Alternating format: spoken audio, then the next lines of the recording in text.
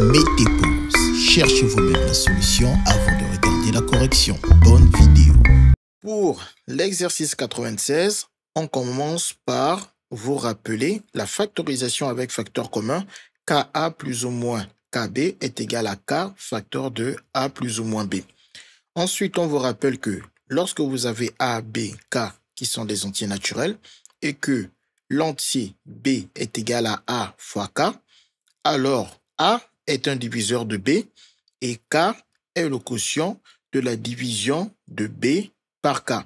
Par exemple, si on prend B égale à 12, donc on a AK égale à 12 avec 12 égale à 1 fois 12 ou 2 fois 6 ou 3 fois 4. Alors, le A, c'est par exemple le 1 et le K, le 12. Ou bien le A, c'est le 12 et le K, le 1. Ou le A, c'est le 2 et le K, le 6. Ou le A, c'est le 6 et le K, le 2. Ou bien le A, c'est le 3 et le K, le 4. Ou le A, c'est le 4 et le K, le 3. Et on vous rappelle qu'il faut savoir résoudre un système de deux équations à deux inconnues par substitution. Dans l'exercice 96, on nous dit le nombre de couples d'entiers naturels vérifiant l'équation 5x au carré moins 7y égale à 17 est réponse A 0, réponse B 2, réponse C 1, réponse D 4. Pour pouvoir résoudre cette équation, on va commencer par remarquer que x est un facteur commun. Donc ici, je peux écrire que 5x carré égale à x fois 5x et 7xy, c'est moins x fois 7y, il ne faut surtout pas oublier le signe.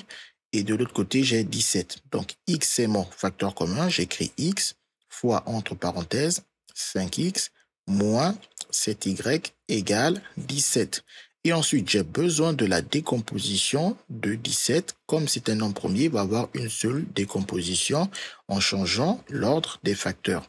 Ça me donne deux écritures de cette décomposition. Donc, 17 peut s'écrire comme étant 1 fois 17 ou 17 peut s'écrire comme étant 17 fois 1. La première me dit que 17 est divisible par 1 et le quotient de cette division est 17. Ou que 17 est divisible par 17 et que le quotient de cette division est 1. Donc, ici, mon x peut être égal à 1 et donc l'autre facteur 5x moins 7y sera par conséquent l'autre facteur 17. Ou bien mon facteur x peut être le facteur 17 et par conséquent mon autre facteur 5x moins 7y sera le facteur 1. Ce qui me donne une première équation, un premier système de deux équations à deux inconnues et un deuxième système de deux équations à deux inconnues. Pour résoudre ces systèmes, il me suffit de remplacer dans l'autre équation x par sa valeur. J'utilise alors une méthode par substitution. Donc, soit je remplace x par sa valeur, ou bien je peux aussi commencer par isoler le y, puis remplacer x pour effectuer le calcul à la fin. Donc, par exemple, ici, on va commencer par isoler le y. Donc, j'aurai que moins 7y égale à 17, le 5x devient moins 5x, et après, je divise par moins 7.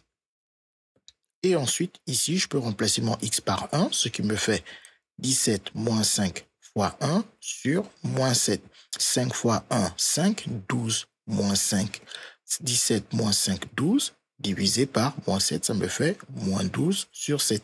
J'obtiens que y égale à moins 12 sur 7 et x égale à 1 dans mon premier système d'équation. Donc, j'obtiens le couple 1 moins 12 sur 7 qui ne peut pas être une solution de mon équation parce que on cherche des solutions entières. Et le nombre moins 17 sur 12 n'est pas un entier. Donc, le couple 1 moins 12 sur 7 n'est pas une solution. Je refais exactement la même chose pour l'autre système de deux équations à deux inconnues. Je commence par isoler le y. Donc, moins y égale à 1. Le 5x devient moins 5x. Et ensuite, je divise par moins 7. Ce qui me donne 1 moins 5x sur moins 7. Puis, je remplace x par sa valeur 17, ce qui me fait 1 moins 5 fois 17, le tout sur moins 7. Et ensuite, 5 fois 17, ça me fait 85. 1 moins 85, ça me fait moins 84. Moins 84 divisé par moins 7, ça me fait plus 12, que j'écris tout simplement 12. Cette fois-ci, x et y sont deux entiers naturels.